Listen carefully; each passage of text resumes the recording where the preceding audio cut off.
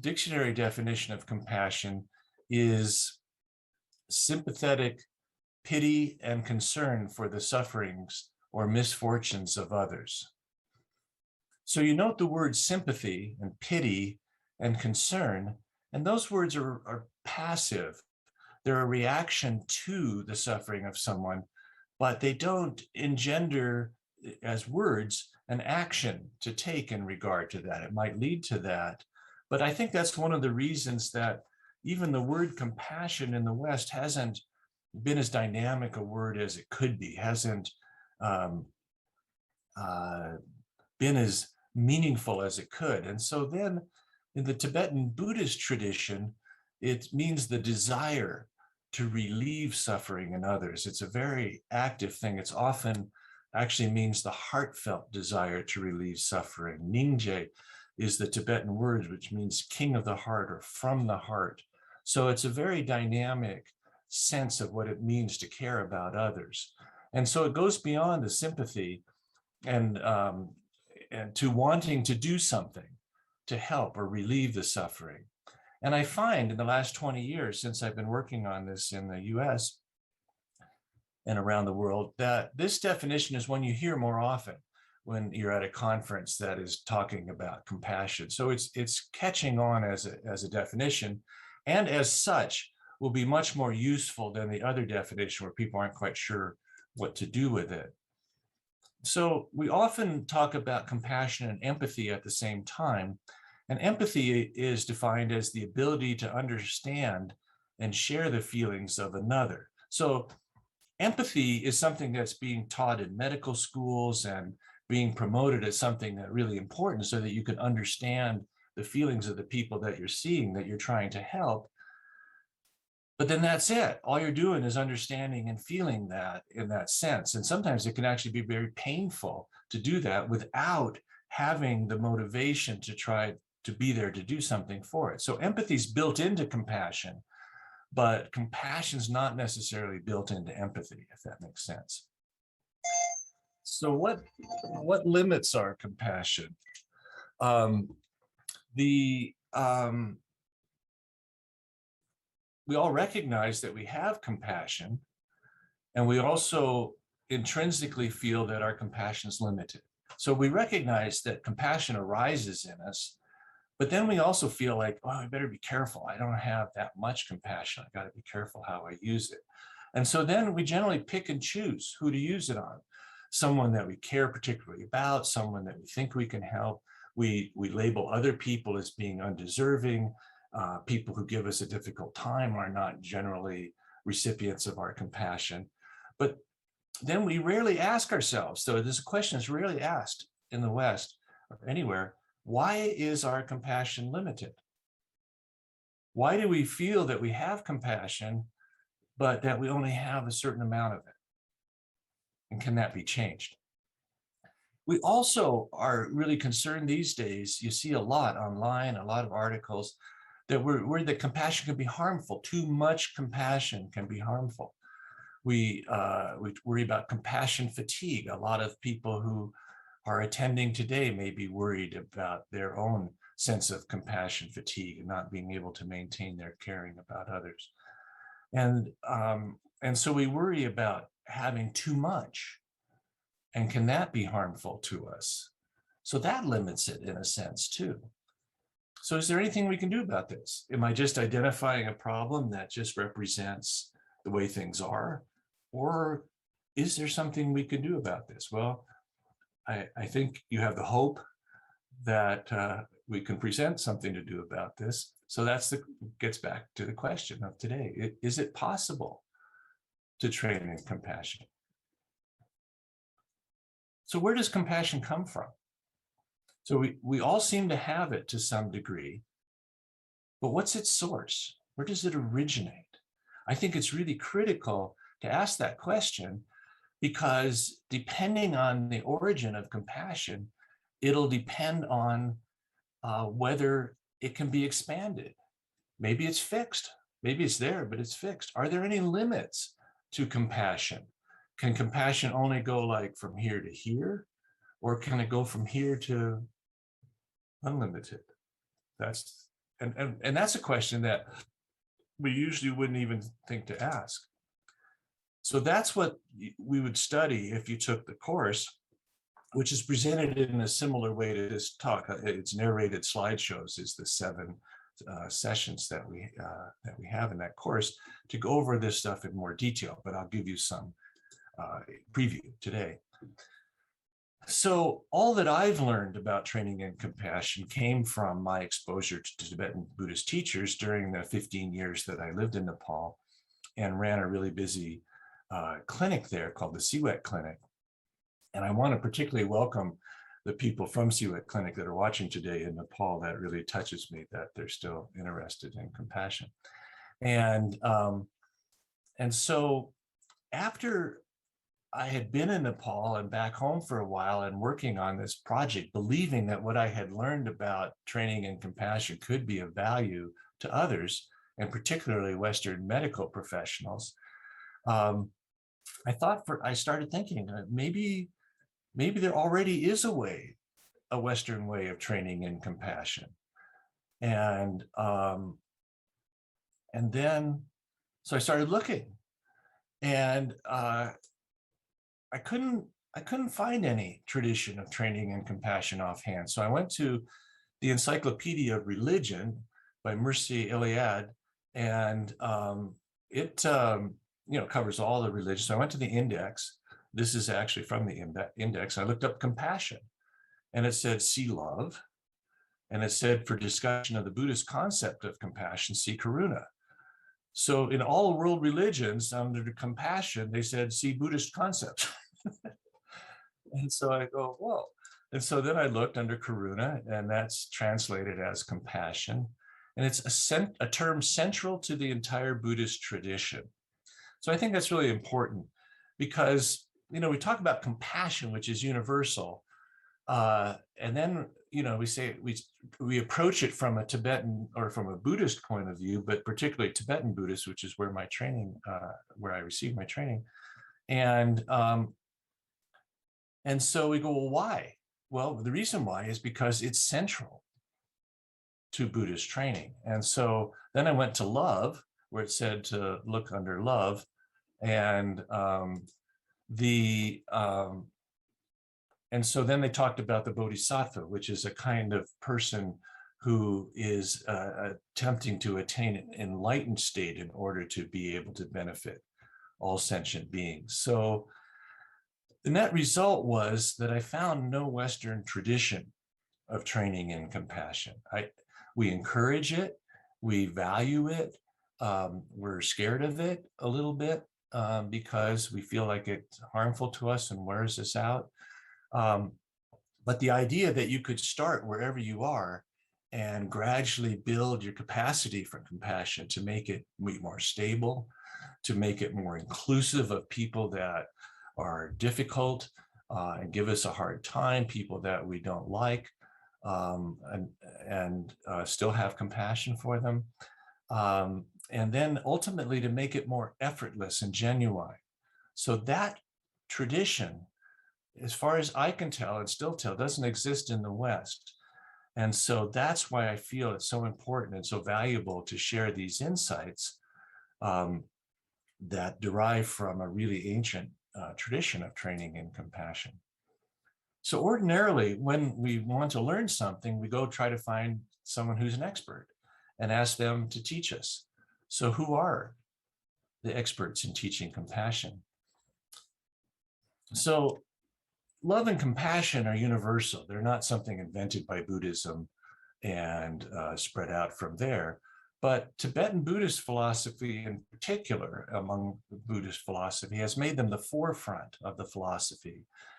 And not only making it the forefront, but bringing with it step by step ways to train in compassion and loving kindness, allowing you to grow in these things, in step-by-step ways that make it possible.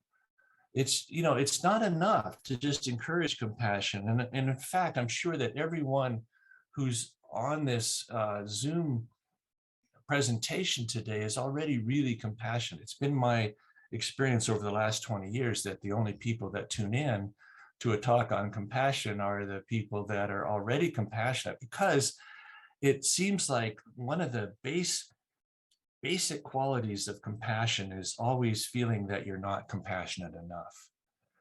When you meet someone who says, yeah, I'm really compassionate, then they're generally not. And so, I mean, in that way, but so that's why I feel it's so important to share these insights, because I think they're unique and incredibly valuable. And so in the course, we'll explore all of these step-by-step ways in depth. And we'll talk about suffering, because it's impossible to talk about compassion, the desire to relieve suffering, without coming to understand the nature of suffering and cause of suffering and the inevitability of suffering and how to overcome suffering. And then we'll define compassion and the origins of compassion, which we'll get into a little bit today. And then also find out how cultivating this can make us feel stronger, can make us be able to comfort ourselves and our friends and our family when the need arises, how we can become a stable presence through training in this way, so that we become the pillar or the mountain, the stable presence when things inevitably don't go correctly or the way we would like. So all of that can come from this kind of training. And so as a preview of how we'll approach that in the course, compassion comes from our own mind, and whatever limits our compassion also comes from our own mind. So compassion is within us, and whatever makes us feel that it's limited is also something within us. It's not something outside of us, regardless of what's going on outside. Our limit of compassion is within ourselves. So that's good news, and that means that we have control over it and we can change. So training in compassion involves cultivating a calm and kind mind. And in this way, compassion training will benefit ourselves as well as others. So you got to not think that by training in compassion, we're sort of sacrificing ourselves for compassion, that we're ignoring our own needs in order to make ourselves available for others. We're strengthening ourselves in order to be available for others. And so that strength stays with us. So it's a win-win situation when you train in this way. And although I'm not going to get into it in this introduction, when we talk about training and having a calm and kind mind, we're really talking about meditation training. We're talking about learning how our mind generates thoughts, learning how our attention chases after every thought, how we just live in hope and fear and anxiety and don't have control over it. So the way to train to have a calm and kind mind is through specific training in meditation, once you feel that it's necessary.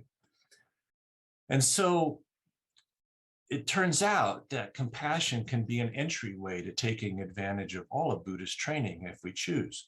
So it's not necessary to become a Buddhist. You don't have to label yourself or do something initially, but recognizing that this is the tradition, this is where it comes from, and the richness of the training is within that Buddhist training and tradition. So if you follow that, you also will get this compassion training.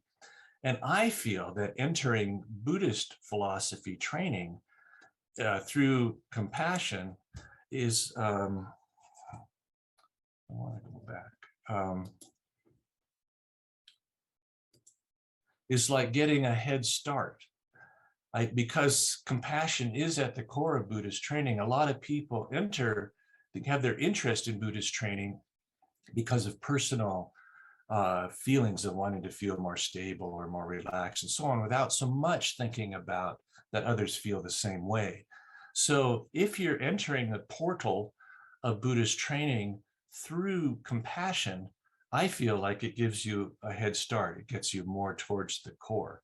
Then you still have to work on yourself, but you're working on it in a certain way.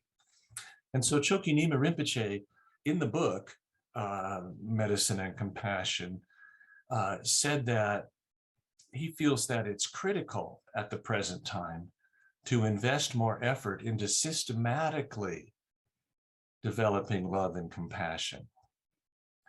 If we could advance the cultivation of love and compassion to the extent that we have developed technological improvements, the entire world community would benefit immeasurably. So he had been saying up to that point that we're so smart. We have all these things. We can fly, we can heat our houses and cool them and get food and do all of these incredible things in some parts of the world, not every part. And yet we've ignored the training in compassion. We've ignored any attempt to create institutions and so on. So that's what he said, systematically trained, not just vaguely wave our hands at being more compassionate, or wouldn't it be nice if everybody was more compassionate? So that's why he taught that book. And I'd highly recommend the book because it's an incredible book. I'll mention it more later. But then the question is there some limit to compassion? Is it inherently limited by something? What is it? And so is there a point that no matter how hard we try, that the compassion is going to start to fail? Because I think most of us have experienced that. I think most of us would feel that that's true. And that's why it was so extraordinary to me to meet these teachings and find out it doesn't have to be true, that there's a model of training in compassion that has no upper limit. So right now, we exist in a model in which we feel that burnout is a kind of natural phenomenon in relation to compassion, particularly if you work in a field that demands compassion throughout the day, like a medical field or a caregiving field, or even just the caregiver for a particular person who requires continual care. And so the burnout implies, as a metaphor, the idea that there's somehow limited fuel, or we have limited ability to keep it lit, and so therefore it burns out. But I don't feel like that's the most expressive metaphor for compassion. I think of compassion, that our model for compassion is more like our compassion as a rechargeable flashlight. So if you were working somewhere and you had a flashlight and it had a rechargeable battery, then knowing that it can run down, then you don't leave it on all the time. You wouldn't walk around with it on. You would only turn it on when you need it. And so then that leads to this subtle situation where we decide who needs it, who can benefit from it. And then when we recharge it, it recharges. But then after a while, like a rechargeable battery, it gets its ability to hold a charge goes down and down over time. And eventually a rechargeable battery can't be recharged anymore. And so I think that this is a better metaphor for how we experience our compassion. We don't leave it on all the time, and we expect it to run down. So is this similar to what we consider compassion fatigue? So while we're operating this rechargeable battery of compassion, how do we go about recharging it? Well, there's a lot of talk about in the medical profession about make sure you get enough sleep, make sure you get exercise, make sure you take some time for yourself. Maybe people like to cook and eat food with others. People do yoga to try to relax. Some people get comfort from their church. And so these are the methods that people use to try to recover their compassion. They're not actually methods to train in having a higher capacity for compassion. So that's what's important to note. And so I actually think the main way that we recharge our battery is we go on holiday. And so we call a holiday. Well, where are you going? I'm going to recharge my batteries in Indonesia in this case. And so we try to relax. Our mind isn't so caught up in the things that we're doing. And it's well known, even American Express would like you to charge your recharge to their card. And so, and it works. to a certain extent. Now, not every holiday is successful. Not every holiday is relaxing. Sometimes holidays are difficult, especially these days. If you choose to travel in the COVID era, and then things get canceled and things are difficult and so on. But assuming that it's a good holiday, 2 weeks or so, you come back and your mind is relaxed and you're open and you're willing to see other people and you can feel really kind and really compassionate. So it worked for about 2 hours.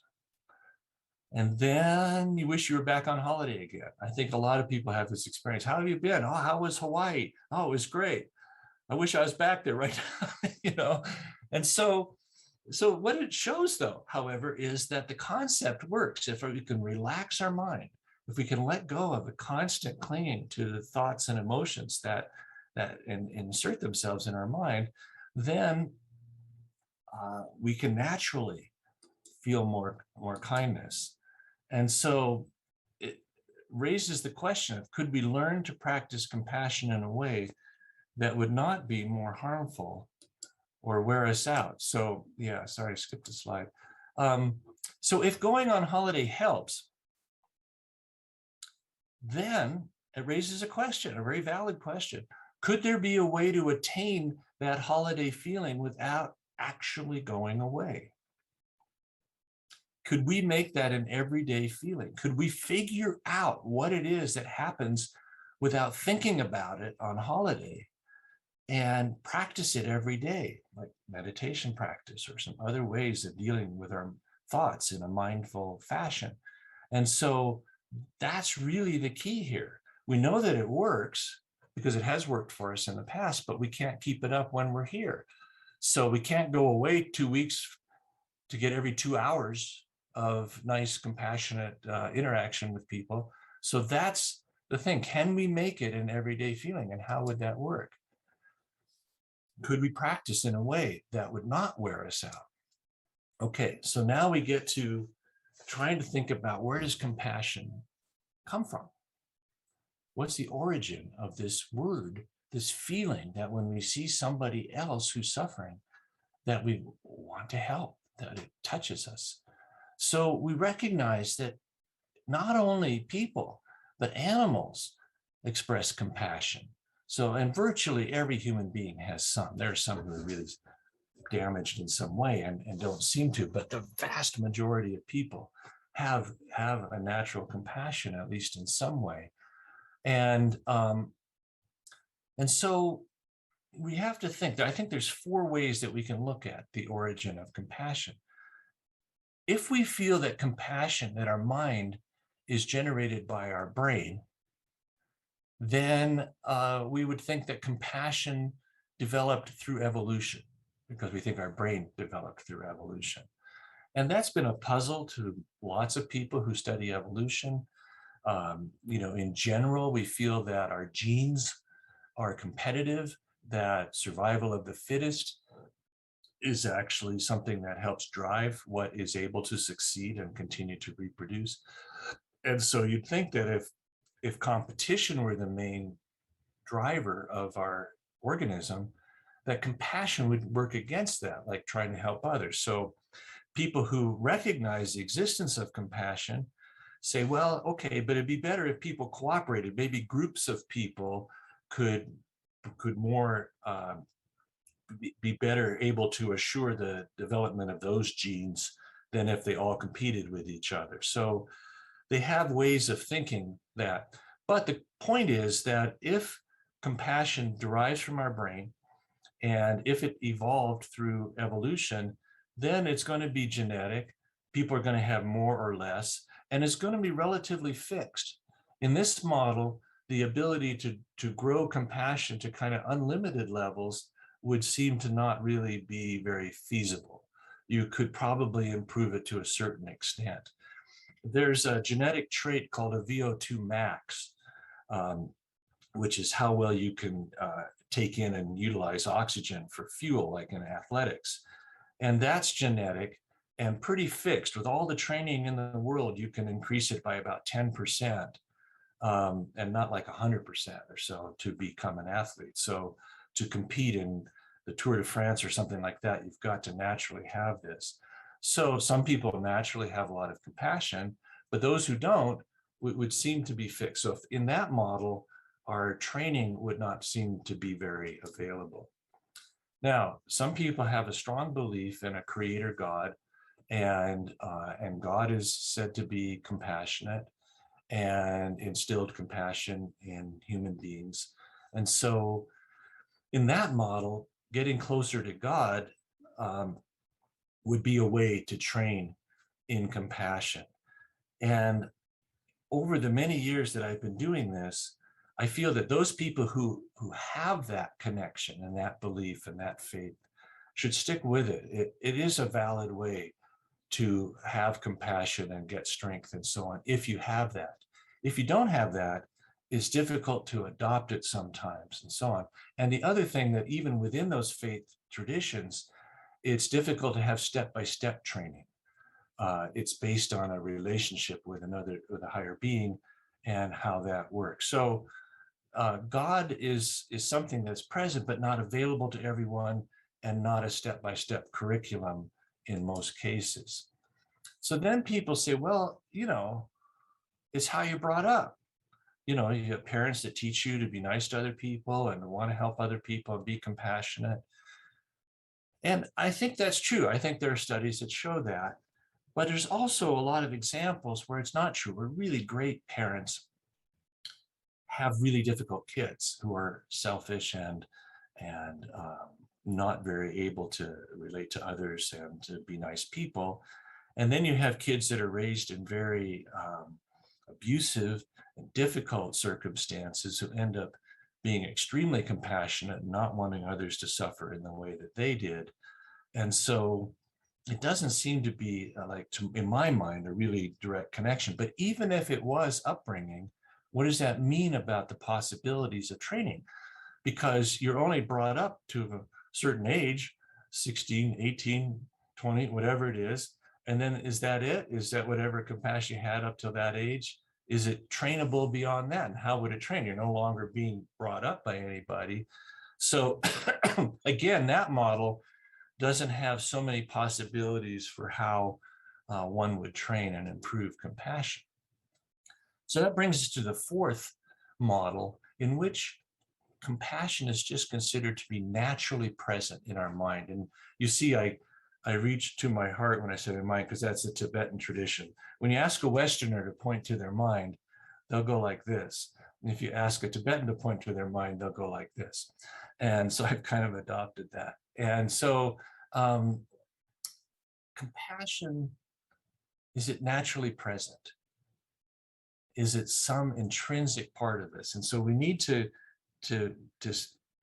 delve into that a little bit to be able to understand that. And so the other three methods, evolution, God, and upbringing, don't allow for so much a model of training in compassion. So we're going to focus on the fourth one, okay?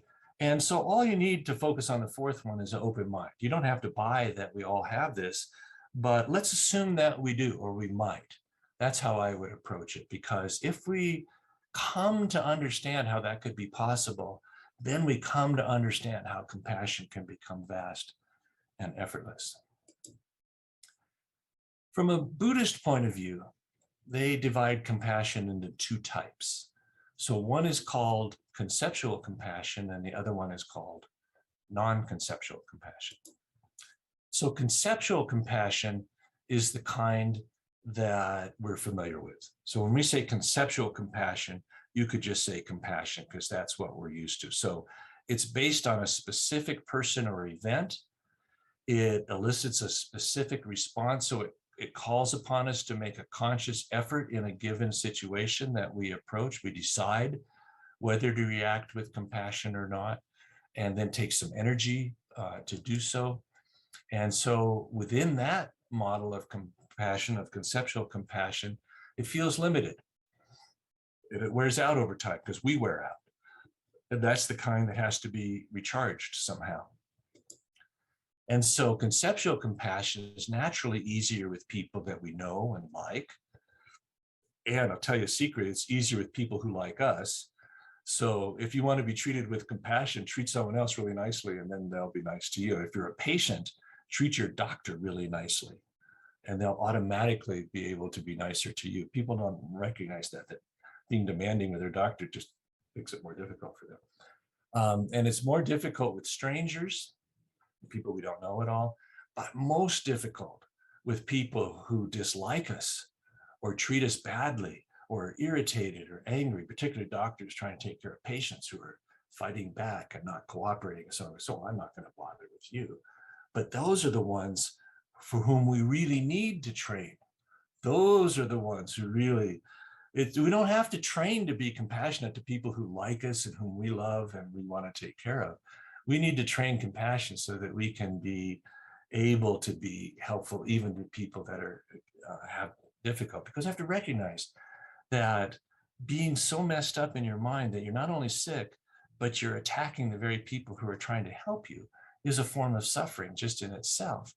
And so what is compassion? The desire to relieve suffering. So those are the people that require our compassion. Non-conceptual compassion can be defined as a spontaneous feeling of warmth and kindness towards others that doesn't require an object to exist. So it's like pre-existing compassion. It's your nature is already feeling compassionate. And in that sense, it doesn't wear off over time because it's not having to be created each time you need it. It's like the sun. And so what does the sun do? It shines heat and light, warmth and light. So what do you have to do to get that warmth and light? You just have to step out of a shadow. And so anyone who steps out of the shadow automatically gets the warmth and light. They don't the sun, in this case, doesn't have to go, oh, there's a person who needs my warmth and light. Oh, there's another one. Oh, got one over there. Lucky, I only have to do half the world at a time. And that's kind of the model or metaphor of non-conceptual compassion. But then you're going, okay, how could that be? So where does that come from? So here's where it gets interesting. So we need to stop and think for a moment whether the brain is the source of the mind, a source of consciousness or not. So in a medical model, we feel that the brain is an organ, you know, it has a certain size, shape, and weight, and that it creates consciousness. And therefore, when the brain quits working, consciousness ends.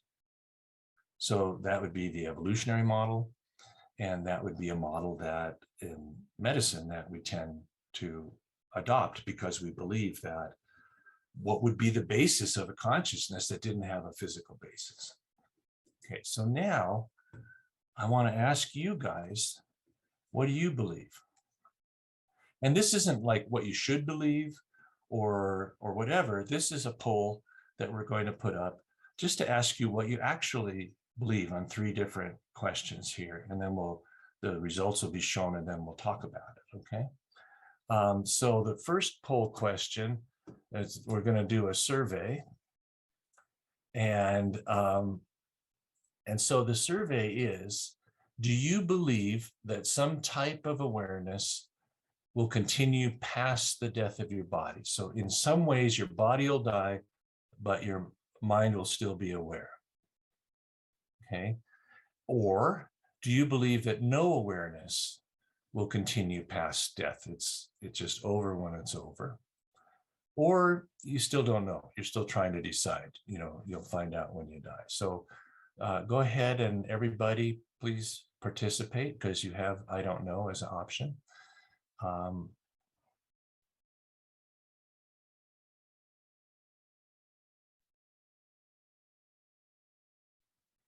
There's 64 people here.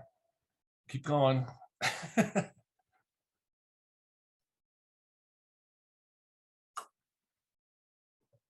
Okay, so we got 81, 4, and 15. Very interesting. Okay, let's go to, do I need to share, did I share results? Oh, okay, that's later. So do you, okay, let's go to poll number 2. All right, so where does your mind originate? Okay, so we asked you whether it continues, but where does it originate? And so there's three options or four options here. So my mind is created by my brain, therefore it would die when you die. My mind existed before this body and will continue to exist when my body dies. Or my mind was uniquely created within this body and will continue to exist when my body dies. This is like a Christian view of a soul, that God created you uniquely, but with everlasting life. Or I don't know yet where my mind comes from. Keep rolling.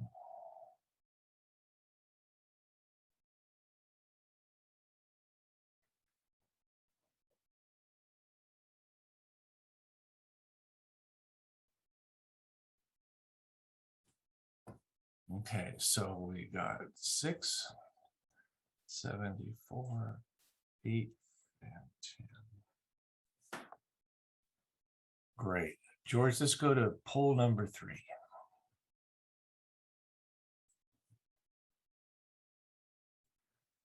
All right, now we're asking you what happens when you die. So if my mind continues past death, where will it go? And so it will go to a fixed permanent location, like heaven or hell, and then just stay there.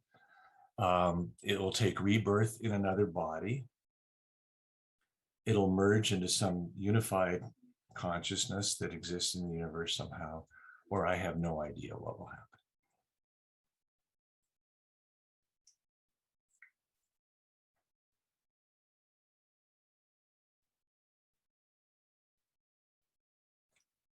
And for those of you who are hoping to attain enlightenment and not go into another body, you can choose number 2.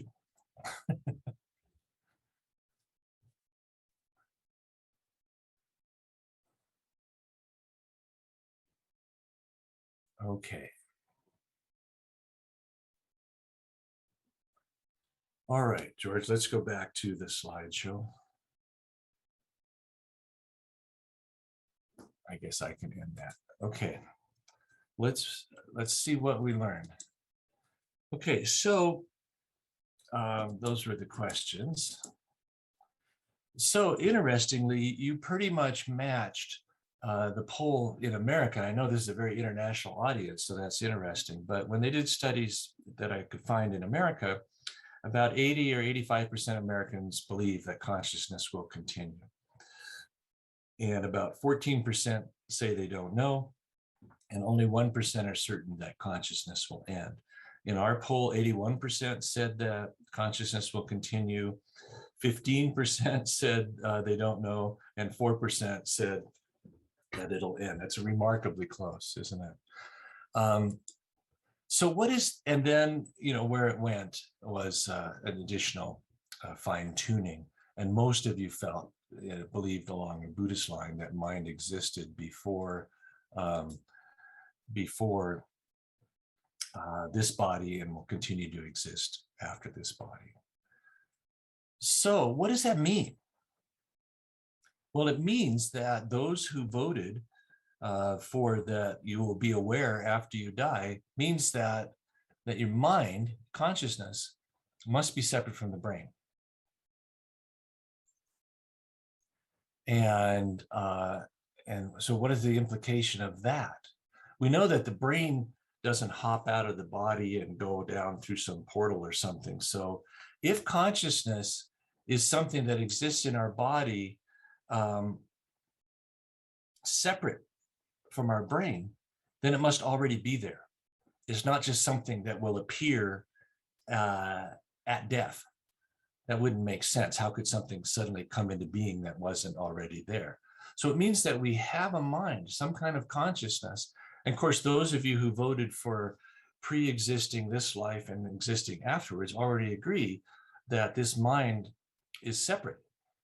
And so then, if we believe that, what are the implications of that? One, it means it's empty. It's not a physical entity. can't be found, has no size, no weight, no shape, no color.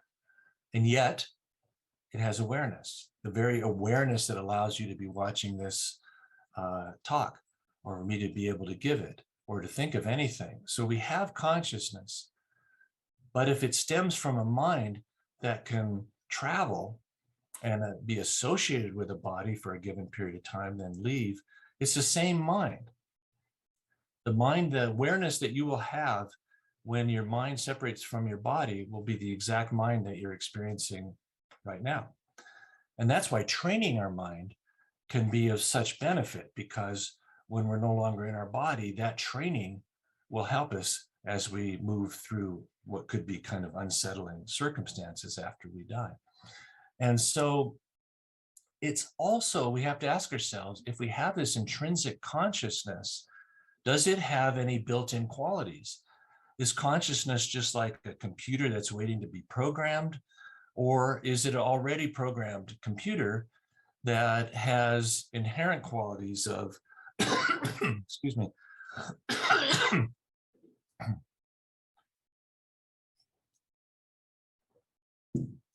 compassion and wisdom? Is the source of our compassion something that's intrinsically tied to our consciousness?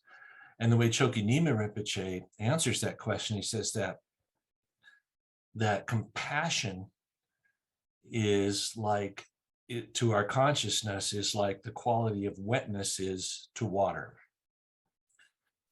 We say that water is wet. If we had water that wasn't wet, we wouldn't call it water. So it's an intrinsic quality. You can't have consciousness that doesn't have compassion in this model. And so why don't we just experience it as completely vast and effortless compassion? Because it's obscured, because of our habits of thinking, because of the things we cling to, of all the problems that cause us to suffer.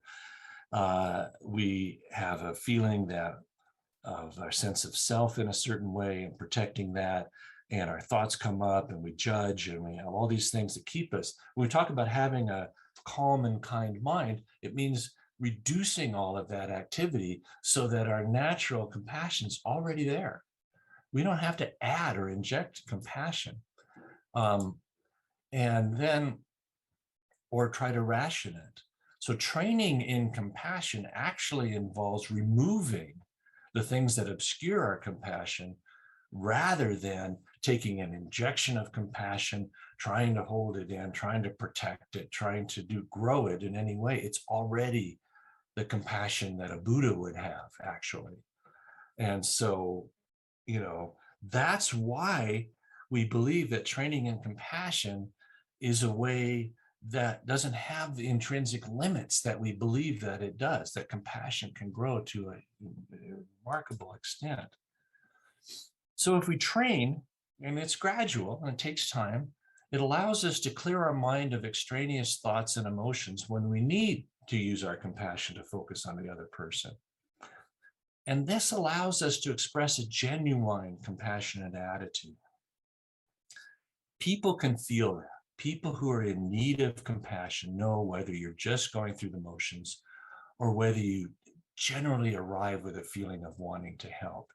And believe me, and I'm sure that some of you have experienced this, many of you, when you have needs and someone shows up with that attitude, it's just such a relief that someone cares, that someone's there, they're listening, they're going to take care of you. As a caregiver, we would like to do that for everybody. As a human being, we would like to show up for everybody if we could. What a difference that would make. So this question of consciousness, this is a magazine that we get here called New Scientist out of Britain. And so they devoted a special issue to consciousness, the greatest mystery in the universe. And when you read it, when did consciousness evolve? What is consciousness for? Does it create reality? And so on. It's all based on trying to solve the mystery of how the brain, a physical organ made up of neurons and so on, could create something that's as remarkable as our consciousness and love and self-awareness and so on. So they just get stuck at that. If they don't take that next step, what if consciousness isn't generated by the brain? then what qualities could it have? And so for those of you who don't know, or haven't decided, or whatever it is, consciousness may seem to be a mystery, but that doesn't mean that there's not an answer. It doesn't mean that it's not answerable. Consciousness exists. How do we know it exists? Because we exist. You could try to end your consciousness, but you actually can't. And this is one of the problems when you start thinking about it. For the 81% of you who feel that consciousness continues, even if you killed yourself, consciousness would continue. So there's no way to end it. This is a problem. And so it exists, and we can decide that it's either created by the brain or has some other source. It can't be both, and it can't be neither. So it's a decision that we can make in our lives. We can study what makes the most sense. What is it about our understanding of consciousness and compassion and so on that allow us to choose one of these two options? And whatever way it is, it can't be based on what you believe. Either consciousness is generated by the brain or it's not. Either consciousness exists separately from the brain or it doesn't. But it can't be that consciousness is generated in some people's brains, but other people have a soul or a conscious or a mind that's separate from that. So just to help clarify thinking about it, I think it's very important to not give up. Even if you don't know, start thinking about it in ways step by step, and ask questions and get your questions resolved. Most Westerners, and I say Westerners, and I know there's people all over the world and so on, a different view. It's no longer as clear a distinction as it used to be, but don't grow up thinking about the possibility of rebirth and continuous consciousness, where some cultures, they're taught that from a very early age, and it's a natural belief. But it doesn't matter. You raised that way or not raised that way. It's either true or not. We can decide that at any point in our lives. Okay, seems like we got off on quite a tangent here, but we didn't. What does all this have to do with compassion?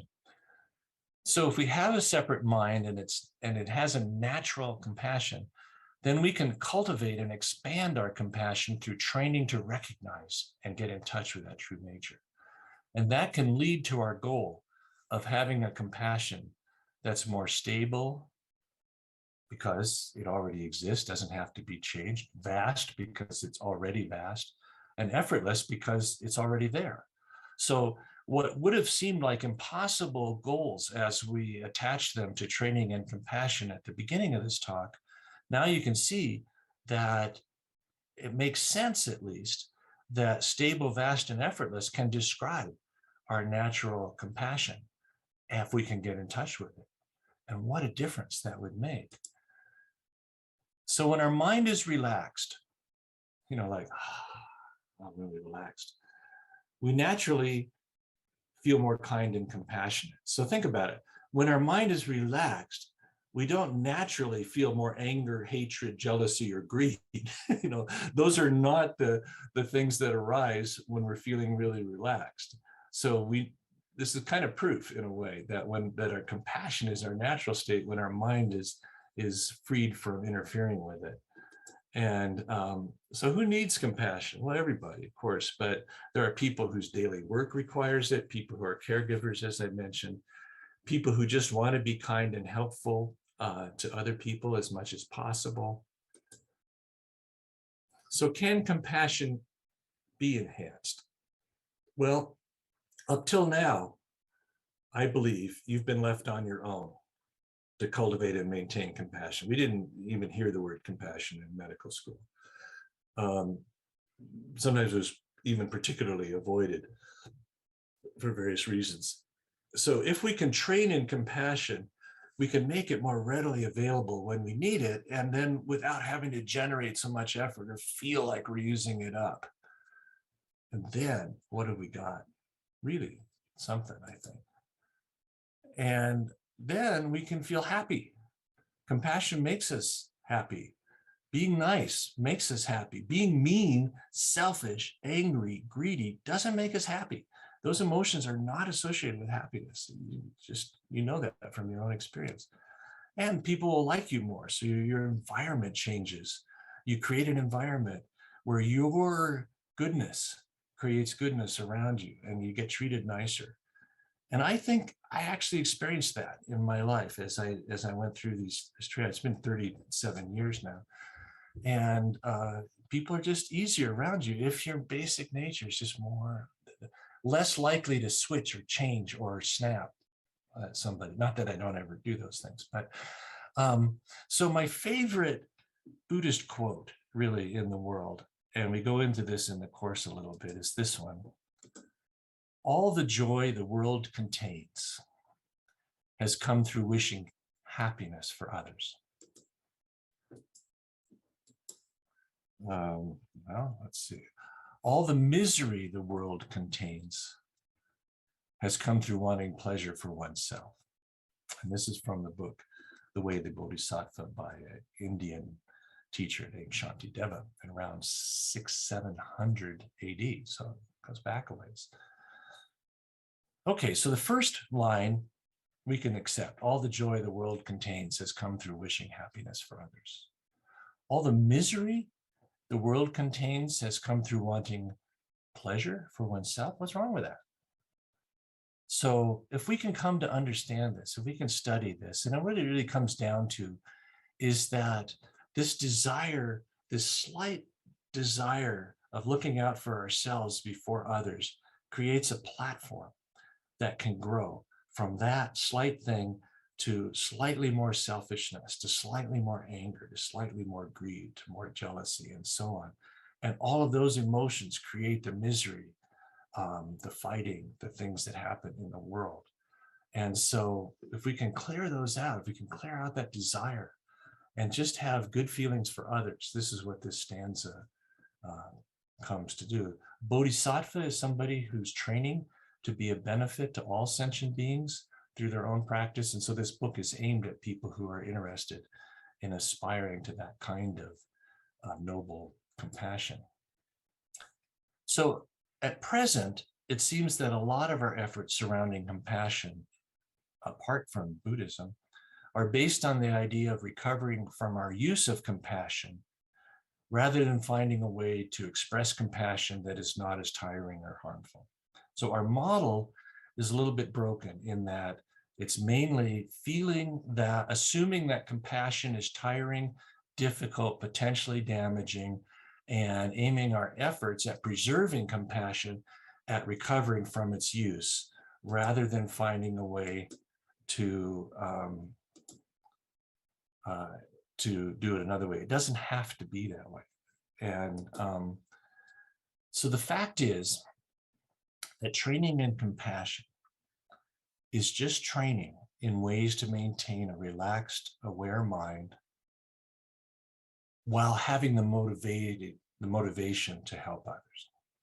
So you could train in having just a relaxed, aware mind, but that's not complete. You have to consciously, before you have all this natural compassion, sometimes you need a little bit of fake compassion, as Phakchok Rinpoche would say. It's okay to try to express the desire to be compassionate when you don't really feel it. You can wake up every morning and say, I would like to end suffering in everyone I meet today.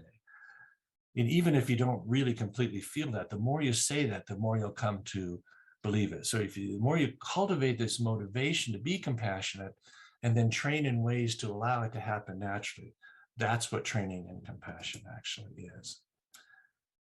So we're at the end. Is it possible to train in compassion? I think so.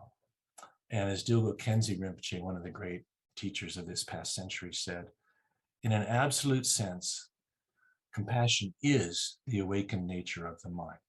So for those of you who are already involved in Buddhism and thinking, well, I'm going to attain enlightenment. Well, if you attain enlightenment, you're going to attain ultimate compassion. If you train in ultimate compassion, you're going to attain enlightenment.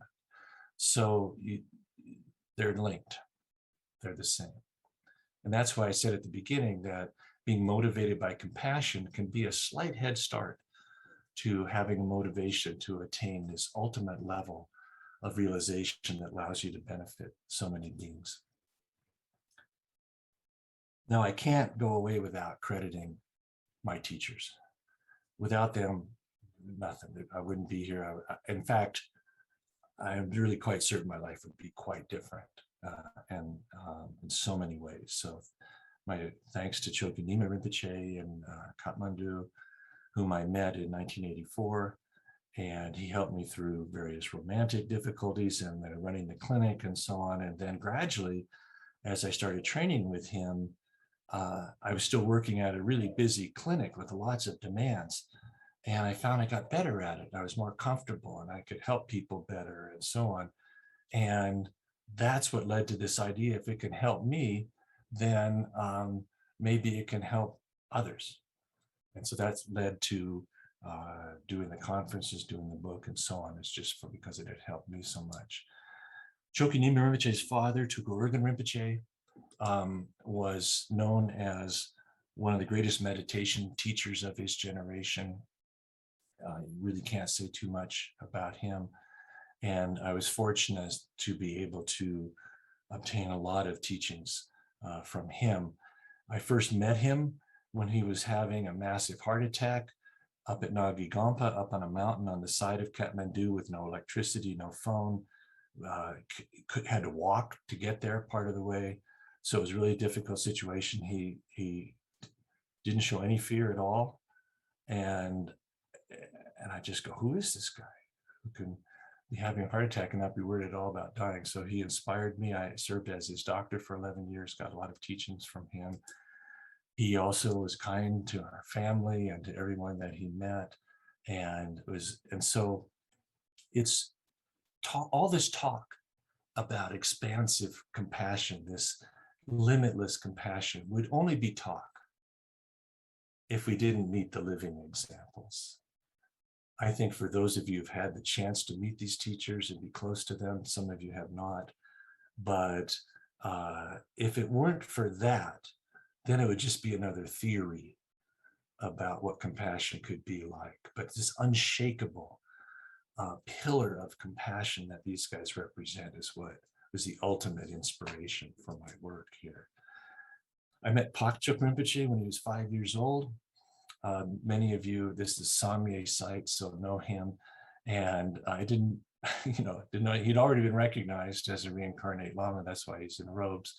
He just crawled into my tent. We didn't have any language in common. So, and I don't know why I took a picture of him. I guess it looked cute sitting in my tent there like that. But little did I know that he would grow up. And he's come to Jackson Hole quite a bit. We have a good connection. And then he taught the 2 medicine and compassion retreats, which out of his kindness and wisdom gave it a big boost. It gave us the videos, which then started the rest of our projects and led to this course on Samye and so on. So I'm really, really grateful to Phakchok Rinpoche in ways I can hardly express.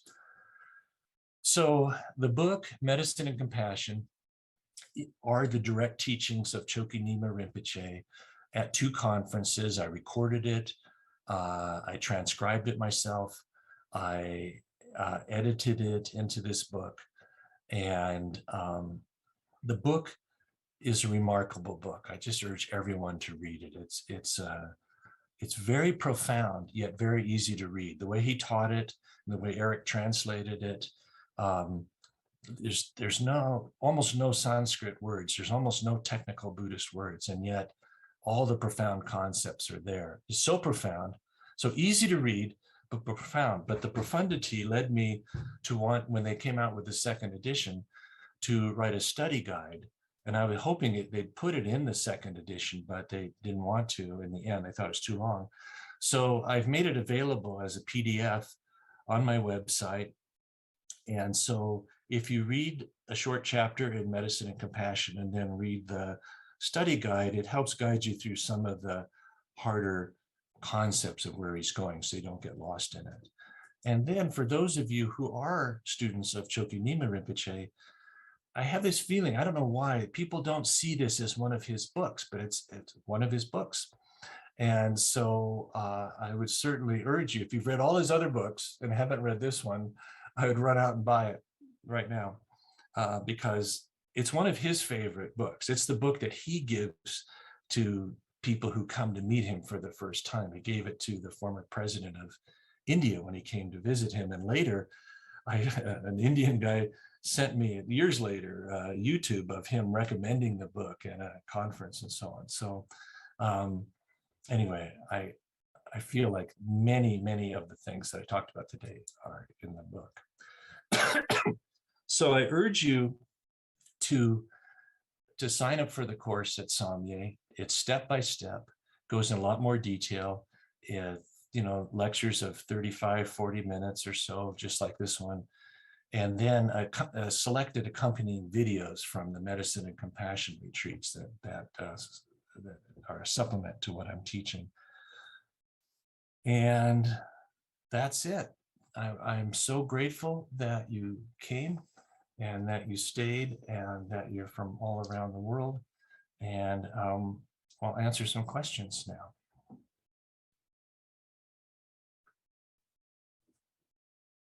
Stop the share. I'm back. Hi, my office. Looks clean, but everything's just shoved to one side. I had a few questions that got sent in when you registered, so I'll start with those while you type in questions on the chat, and George will collect those and do it. I've gone a little bit longer than I intended, but if you hang in there for another 10 minutes or so, we'll answer some questions. Okay, so someone asked, can I be irritated and annoyed and still have compassion? I think I can, but I would like your input.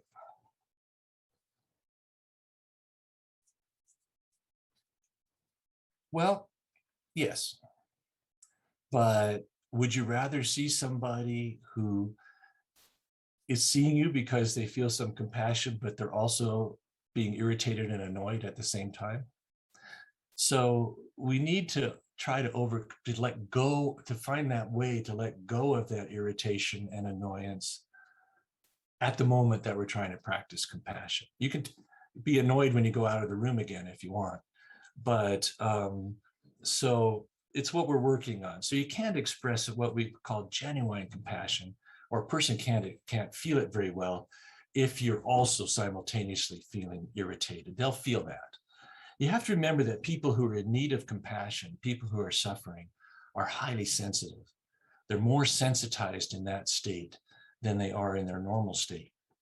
And so they can detect genuine feelings in you much quicker than they can ordinarily. So training in compassion will help you overcome feeling irritated, but it's good that even though you're feeling irritated, you're still wanting to be compassionate.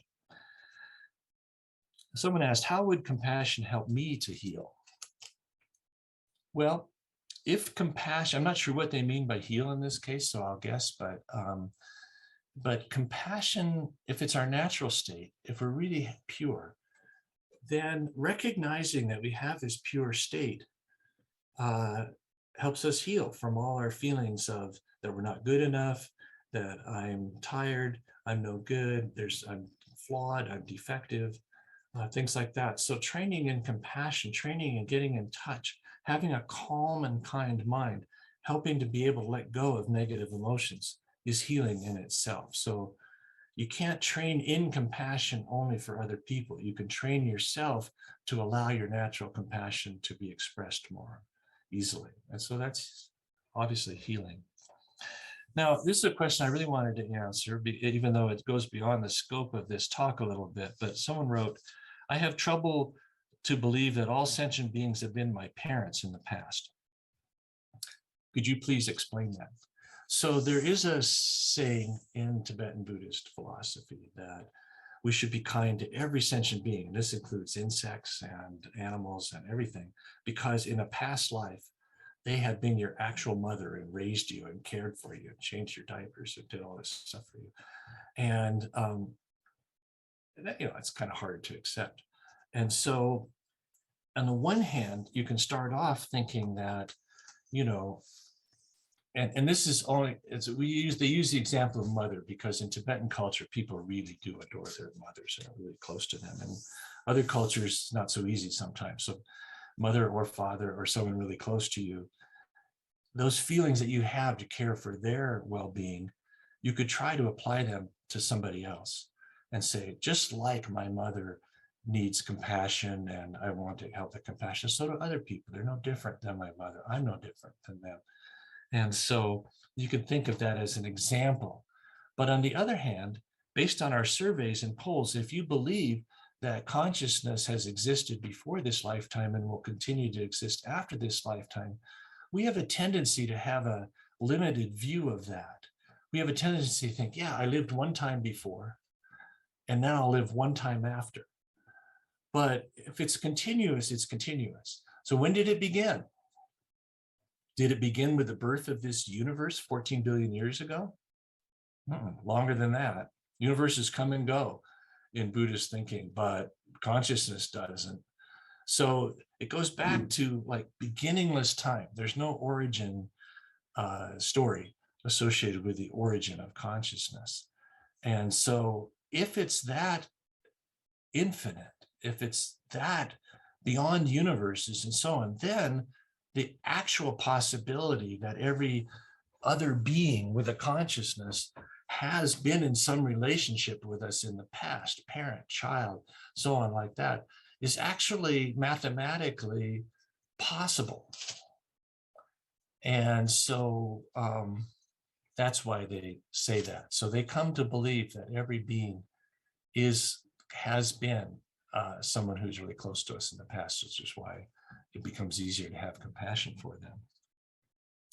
And then someone asked me, it's difficult to believe that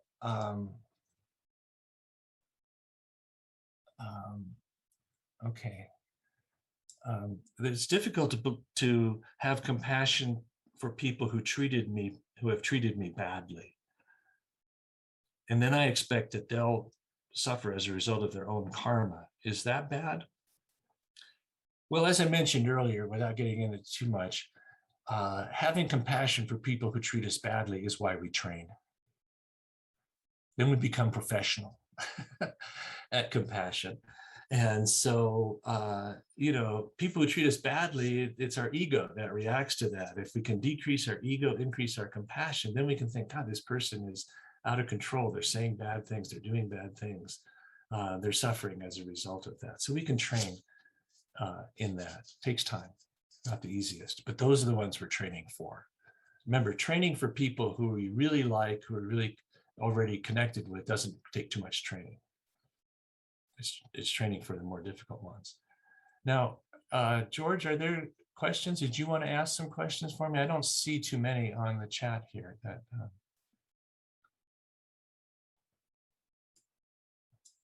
I see one about a mantra.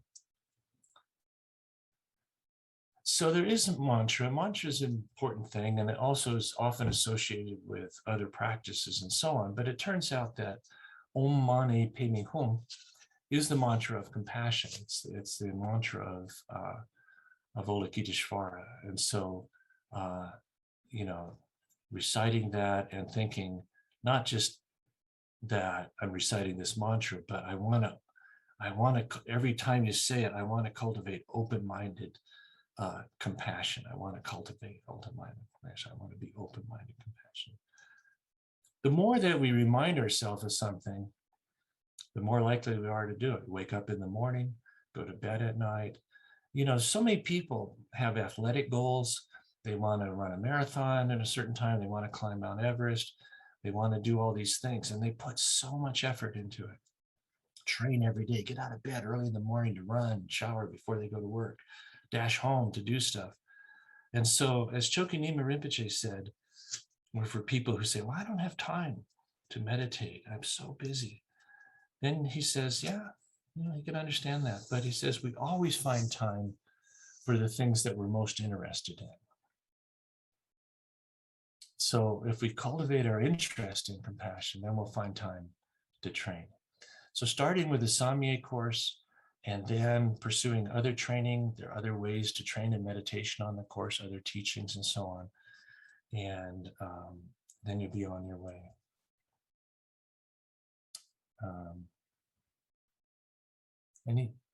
George, is there anything else I'm missing? Yes, David, we have one question here from Andrew, who asked, my wife is an attendee in the emergency room. What one practice would you recommend for her to increase her compassion and ability to care for difficult patients? Well, I don't know that there's a magic practice, but what we talked about today is exactly aimed at her profession and her challenges. So learning to meditate in a specific way, to learn to recognize our thoughts and be able to let go of them while we're training, so that we can let go of them when we walk in the room and see someone and see them fresh. Cultivating the motivation to be compassionate are the two things that can work. She could read Medicine and Compassion. There's a lot of specific tips for dealing with difficult patients and difficult situations in there. And then I think that, doing some meditation and taking a course in training in compassion would be very valuable. And I have another question here from Simone. If you were taking care of someone who has a lot of physical pain due to illness and medications, personally, most of the time, I don't know how to respond and how to help. Would you mind talking a little bit about how to help people with pain? I also find it difficult because in my life, I have not so far had much of this experience. So thank you for that question. One of the things I did discover when I was searching for Western ways of training in compassion, it seemed like the one thing that people felt had increased their compassion more than anything else was having suffered through an illness themselves or accident or something, and having been dependent on others' compassion and so on. It didn't always do it, but for those who made a big transition in their life, having suffered and having been the recipient of compassion helped them want to do that more in the future. That's why studying suffering is so important part of compassion. In this introduction, I talked mainly about compassion and not about the suffering part. That's in the early part of the course. And so suffering is something that's unavoidable. The Buddha's very first teaching, for those of you who are aware of the Four Noble Truths, is inevitability of suffering. Then he taught all of the Buddhist teachings is how to overcome suffering. And so we can recognize that the suffering that this person is going through is something that people go through. We can use our imagination to think, what's that like? What's it like to be in pain all the time, not get relieved, not know if it's going to get better, and so on. And then just being kind, doing what you can for them. I think as medical professionals, we always have this idea that we can fix everything. And then when we can't, we feel frustrated and we feel sad and we want to kind of avoid them. We used to do this with dying people. We quit seeing them. It happened when I was training. They didn't go in their room. And so, so knowing that you may not be able to fix it, but just being there for them, just coming in, how are you doing? Is there anything more we can do? We're trying as much as we can. How was your night? Then that's enough. Cultivating a genuine compassion is a lot. Suffering is something we can't always relieve, but we can be there for people who are suffering. Anything else? I think we have time for one more question here from Smrti. As a caregiver, at times you face situations where you have compassion for the patient, but not for the people around you who are constantly blaming you for care or results of the care you provide. How do you practice compassion in such situations? Yeah, very valid question. And so this is where we cultivate what's called pure motivation. So if we're aware that our motivation is really pure, we really want to help. It's not we want to help because I want a good reputation as a doctor. I want to help because it's my duty, but I really genuinely want to help. Then not everyone's going to appreciate you. You're not always going to be appreciated for your desire to help. And so the more pure it is, the more you can feel that no matter if I'm criticized or not, there's nothing more I can do. I'm doing it as best as I can. I can try to adapt. I can try to be kind. I can try to answer their questions. But it's a kind of egoless, pure motivation that allows you to function better in that capacity.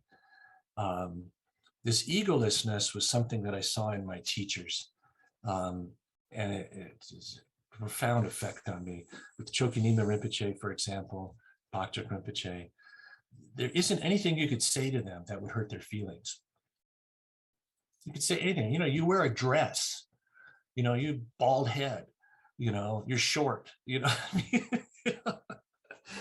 and nothing. So we cultivate pure motivation is a good antidote to people not appreciating it. But you got to be really careful. You don't say, well, I have pure motivation, so they should appreciate me. It's something that we need to train to have. So I guess that's it. Thank you very much, David. And thank you, everybody, for joining us here today. I'd like to thank David for his talk this morning, and I hope that everybody here found it as edifying as I did. It was very inspiring and powerful to have a vision and a model of compassion that does not wear out and is available wherever we are willing to connect to the enlightened nature of our minds. Thank you all so much for joining us today. We all at Samye wish you joy in your continued practice, and may all beings benefit. Thank you so much. Please keep up your interest in compassion. There's really a lot there. If some of you joined because you felt like your compassion was waning, don't despair. You can train, and you can train for years, and it'll get better every year. So good luck to you all. Thank you, everyone. I will now allow you to unmute yourselves so we can all pay our respects to David. Thanks, David. Thank you. Thank you. Thank you, David. Thank you. Thank you, David. Thank you, David. Thank you so much.